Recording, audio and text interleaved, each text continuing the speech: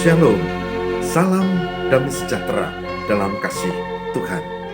Saudara, RHI kali ini mengangkat realitas yang sekarang kita hadapi, yaitu ketika ku merasa Tuhan mengecewakan, apa yang harus aku lakukan? Ketika merasa bahwa Tuhan itu mengecewakan, apa yang harus aku lakukan? Saudara, tema ini begitu penting karena kenyataannya memang banyak orang sekarang ini merasa bahwa Tuhan itu mengecewakan, Tuhan itu meninggalkannya, Tuhan itu seolah tidak peduli, Tuhan itu membiarkan, bahkan Tuhan merenggut harapan dan kebahagiaan. Ada seorang ibu dan anak-anak yang masih kecil, 3, yang mendampingi si bapak atau ayah atau suami si ibu itu yang operasi prostat. Saudara, seperti biasa, mereka tentu berharap bahwa ayah satu-satunya orang yang menopang secara ekonomi, yang bekerja dan mencukupi kebutuhan keluarga, sakit. Pihak kantornya menolong, menguatkan, menghibur, pendeta juga mendampingi.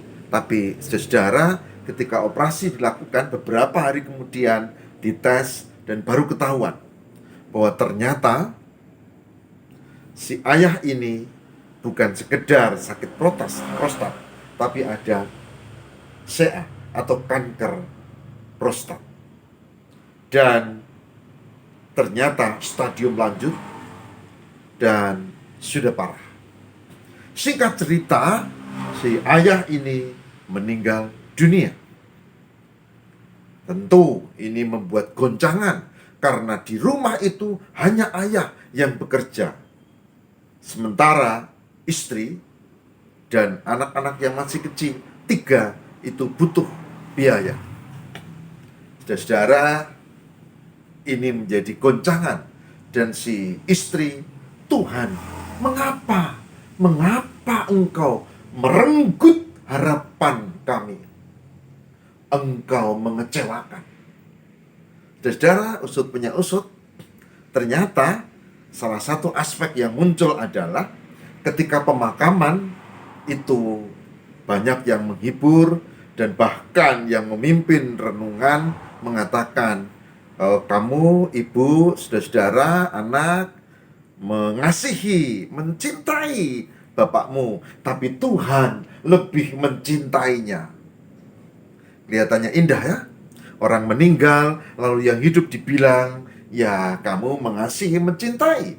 Lalu kenapa dia meninggal? Karena Tuhan lebih mencintainya. Saudara, akibat kata-kata itu, maka si istri ini merasa, kalau benar begitu, berarti Tuhan itu jahat. Kenapa? Karena Tuhan pasti tahu bahwa kami membutuhkan, kami punya harapan direnggut. Bahkan katanya Tuhan lebih mencintai, berarti Tuhan itu jahat. Saudara, saya memahami hal ini. Saya tidak pernah membuat kalimat seperti itu, karena memang tidak ada dasar dalam Alkitab. Ketika Ayub bangkrut secara ekonomi, kemudian anak-anaknya ada itu bencana dan anaknya meninggal semua, tidak pernah ada ayat yang mengatakan Tuhan lebih mencintai anak-anak Ayub sehingga mati semua. Enggak.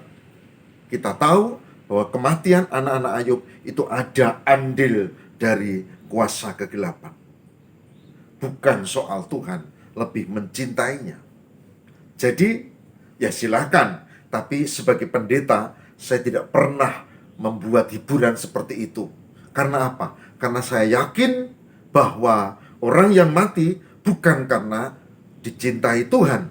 Karena kalau itu dibuat, berarti yang hidup tidak dicintai. Berarti kalau mau dicintai, matilah kau.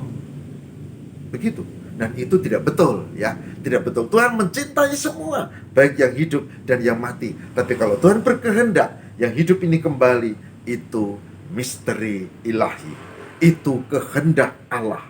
Itu di luar jangkauan nalar kita. Dan itu adalah hak prerogatif Allah. Saudara, saya mau ajak kita untuk mencermati satu tema yang penting ini, dan kita akan membaca bagian dari kesaksian Ayub.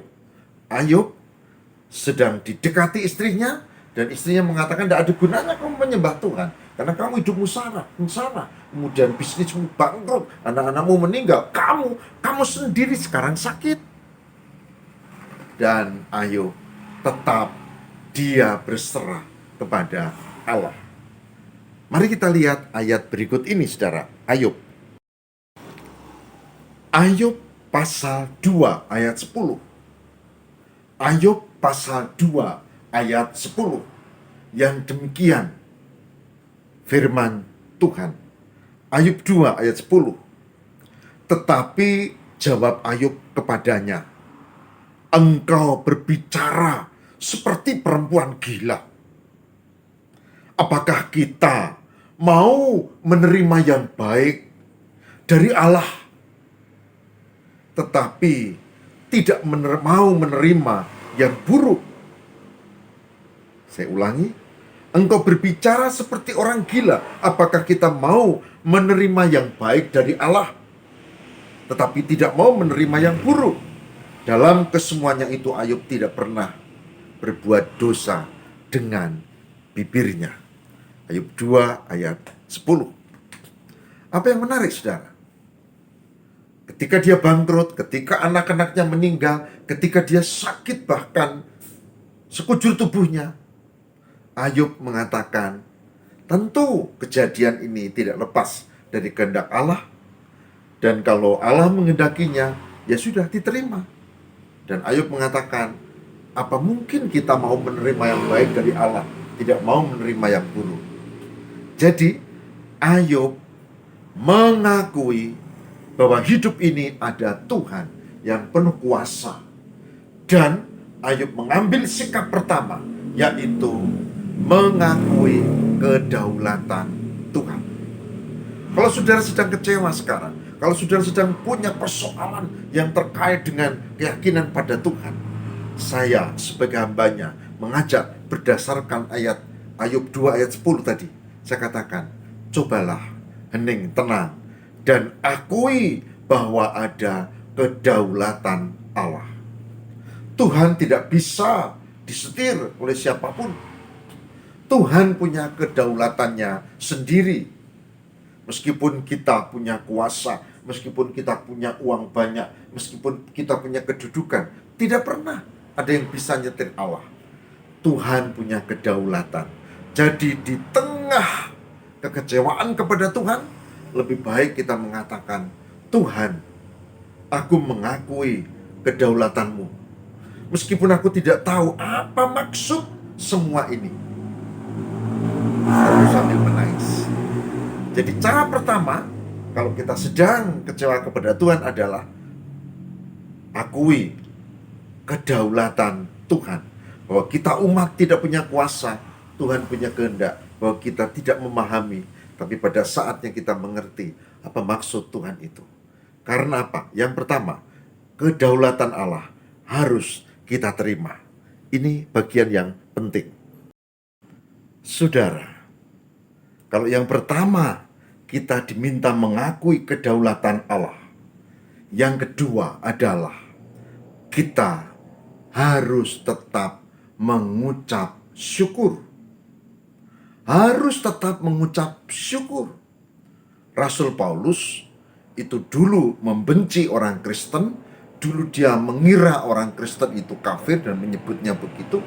Tapi kemudian dia menjadi pengikut Kristus dan dia mengabarkan Injil luar biasa. Dan Rasul Paulus menghadapi banyak kesulitan dan persoalan. Kita membaca di dalam Alkitab. Bahkan dia nanti dipanggil ke Roma, dihukum mati di sana. Dan dia datang, dia menuju ke Roma, berlayar dan penuh dengan rupa-rupa pergumulan dan kesulitan. Apakah dia tidak kecewa? Ya tentu ada rasa kecewa. Apakah Paulus tidak hanya kecewa, tapi juga sangat menderita? Betul, dia sangat menderita secara manusiawi. Tapi Paulus yang pertama menghargai kedaulatan Allah. Karena untuk itulah dia melayani Tuhan. Yang kedua, menurut Paulus, tidak cukup itu. Orang yang kecewa kepada Tuhan harus tetap mengucap syukur. Bahkan dikatakan mengucap syukur dalam segala hal. Kita akan memperhatikan di dalam 1 Tesalonika 5 ayat 18. 1 Tesalonika 5 ayat 18. Rasul Paulus kasih ini nasihat kepada jemaat di Tesalonika. Dikatakan apa? Mengucap syukurlah dalam segala hal, sebab itulah yang dikehendaki Allah di dalam Kristus Yesus bagi kamu. Mengucap syukurlah dalam segala hal, sebab itu yang dikehendaki Allah di dalam Yesus Kristus bagi kamu. Mengucap syukur. Jadi tetap mengucap syukur. Tetap mengucap syukur. Seorang ibu kehilangan salah satu anaknya. Anak-anaknya luar biasa, punya masa depan yang baik, bahkan sangat lancar dalam studi, meskipun kadang tidak terduga. Dan salah satu anaknya yang dibanggakan itu sakit dan meninggal. Tentu sudah periksa, tapi memang ya begitulah kejadiannya. Secara saya tidak mengatakan Tuhan lebih mencintainya, oh tidak. Saya tidak suka kalimat itu karena itu tidak berdasarkan firman Tuhan. Saya mengatakan itu misteri ilahi, itu kehendak Allah. Tapi yang kedua, saya mengajak mari mengucap syukur. Meskipun hidupnya singkat, anakmu ini punya banyak pengaruh yang kuat bagi teman-temannya. Kebaikannya, ketulusannya, keteladanannya. Dan orang tuanya tahu karena anak ini juga penuh hormat, bakti kepada orang tua. Dan saya katakan, mengucap syukurlah karena engkau pernah melahirkan seorang anak yang luar biasa. Meskipun atas kehendak Tuhan yang kita tidak tahu maksudnya, itu kedaulatan Allah, dia sudah tiada. Mengucap syukurlah. Semoga Tuhan memberkati dua anakmu yang lain, dan semoga Tuhan menyertai masa depanmu dan anak cucu-cucumu. Yang kedua adalah mengucap syukur, saudara. Kalau kita tidak mampu mengucap syukur, maka kita menjadi jatuh. Saudara tahu, saya beritahu ya. Kenapa anak-anak Ayub meninggal? Karena apa? Karena iblis mengatakan, ya kalau Ayub kaya raya, sukses, dia susah tuh. Coba kalau dikasih dia bangkrut, anaknya lalu itu meninggal, bahkan dikatakan, kemudian dia sakit, oh dia pasti tidak setia. Tapi saudara tahu Ayub setia tak? Jadi kenapa? Kuncinya mengucap syukur. Mengucap syukur senantiasa dalam segala hal, dalam segala keadaan, dalam segala pergumulan, situasi dan kondisi. Wah, itu tidak mudah. Betul, itu tidak mudah. Maka kita mohon tuntunan Roh Kudus supaya kita mampu untuk mengucap syukur. Yang ketiga, yang penting juga adalah tetap setia. Tetap setia, saudara. Seperti tadi saya bilang, Ayub juga tetap setia. Paulus tetap setia. Oh, mereka kan rasul-rasul. Oh, enggak. Mereka orang biasa. Ada juga rasul yang tidak setia. Siapa? Yudas Iskariot. Tidak setia. Jadi jangan bilang karena rasul lalu pasti. Oh, enggak. Itu soal sikap hati. Kenapa?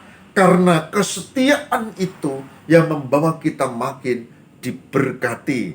Maka meskipun kecewa kepada Tuhan, satu, tadi dikatakan coba hayati itu kedaulatan Allah. Dua, tetap mengucap syukur. Maka yang ketiga adalah tetap setia di dalam Tuhan. Sekali lagi saudara, kita harus setia. Wahyu 20 ayat 15 mengatakan, dan setiap orang yang tidak ditemukan namanya tertulis di dalam kitab kehidupan itu, ia dilemparkan ke dalam lautan api itu. Jadi, tetaplah setia. Meskipun kecewa, tetaplah setia. Jangan murtad. Ada orang yang kecewa, pengen masuk sekolah teologi gagal, lalu dia pengen jadi pendeta dan dia ikut pelayanan, tapi ternyata dia dikeluarkan karena dia tidak jujur kasus keuangan. Wah, lalu kemudian dia murtad. Kemudian dia cerita bahwa dia pernah sekolah teologi, bahwa dia adalah mantan pendeta, padahal dia tidak pernah jadi pendeta. Bantu iya, lalu dikeluarkan karena kasus pencurian atau penyelewengan. Tidak pernah sekolah teologi, iya memang dia pernah daftar, tapi nggak diterima, artinya dia bukan mahasiswa teologi. Lalu dia kecewa dan dia murtad, lalu menjelek-jelekan iman Kristen di mana-mana. Yaitu pilihan. Tapi sebagai hambanya saya mengajak, meskipun kita kecewa, jangan kita murtad. Tetaplah setia kepada Tuhan. Sebab jika tidak, namamu tidak tertulis dalam buku kehidupan dan kita tidak selamat. Wahyu 20 ayat yang ke-15. Nah, ini poin penting. Dan yang terakhir saudara, yang terakhir adalah bahwa di balik hal yang tidak mengenakan, yang membuat kita kecewa, itu tersembunyi rencana dan kehendak Allah. Rencana dan kehendak Allah ada. Jadi kita bisa saja sedih, tapi kita tidak boleh kecewa berlarut-larut. Karena apa? Karena ada maksud tersembunyi. Ada ditulis di dalam 2 Korintus 12 ayat 7. 2 Korintus 12 ayat 7. Dikatakan di sana apa? Dikatakan begini saudara. Dan supaya aku jangan meninggikan diri karena pernyataan-pernyataan yang luar biasa itu, maka aku diberi satu duri di dalam dagingku, yaitu seorang utusan iblis untuk menggocok aku, supaya aku jangan meninggikan diri. Saudara, ceritanya Paulus itu kan luar biasa dipakai Tuhan. Bahkan saudara baca di Alkitab, sapu tangannya aja bisa untuk nyembuhin orang sakit. Keren toh? Ya. Tapi dia sendiri itu menderita penyakit. Dia berdoa, tapi Tuhan mengatakan tidak, no, tidak. Dan Paulus ini menghayati bahwa ini adalah kehendak Tuhan. Oh, dia kecewa, dia menyembuhkan orang lain, tapi dia sendiri sakit. Tapi dia menghayati supaya aku jangan meninggikan diri, maka ada utusan iblis dalam diriku. Itu tentang penyakitnya. Apakah dia tidak berdoa? Sudah. Tapi kenapa doanya tidak dikabulkan Tuhan? Saudara bisa cek, ini menarik hal ini. 2 Korintus 12 ayat 8. 2 Korintus 12 ayat 8 dikatakan apa? Tentang hal itu, aku sudah 3 kali berseru kepada Tuhan supaya utusan iblis itu mundur daripadaku. Tetapi jawab Tuhan kepadaku, ayat yang ke-9, cukuplah kasih karuniaku bagimu, sebab dalam kelemahanlah kuasaku menjadi sempurna. Saudara, Rasul Paulus berdoa tapi tidak dikabulkan, dan dia tentu ada rasa kecewa, tapi dia tidak membiarkan kecewa itu merongrong dirinya. Ternyata Tuhan mau supaya Paulus tidak meninggikan diri.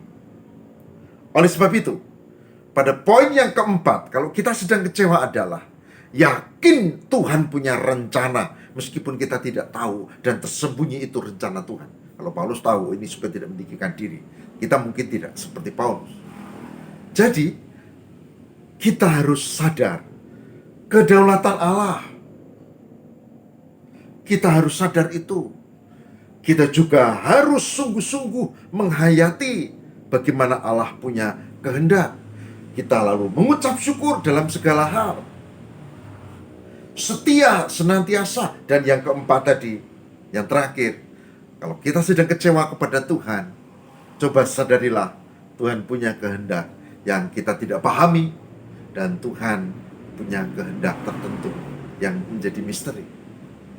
Jadi 4 hal ini saya sarankan kalau kita sedang menghadapi kekecewaan, ya, yaitu tadi kita tetap menghayati kedaulatan Allah, lalu kita tetap mengucap syukur, lalu kita tetap setia, dan yang terakhir, kita meyakini ada rencana Allah atas hidup kita atau keluarga besar kita. Tuhan berkati. Mari kita berdoa. Ya Roh Kudus, turunlah supaya kami memahami ketika kami sedang kecewa, kami tidak menjadi mundur, tetapi kami tetap setia mencari kehendak Tuhan, mengucap syukur, dan menghargai kedaulatan ilahi. Terima kasih Tuhan. Semoga dari perenungan ini kami dimampukan untuk menghayati kekecewaan kami hingga tidak berlarut-larut, tapi kami yakin Tuhan tolong dan kuatkan. Berkati setiap pribadi yang sekarang sedang mengalami kekecewaan. Berkati setiap pribadi yang sekarang sedang menderita, bahkan kehilangan orang yang dikasihi. Berkati Tuhan supaya kami memahami rencana-Mu. Terima kasih ya Allah. Demi Kristus perantara kami berdoa. Amin.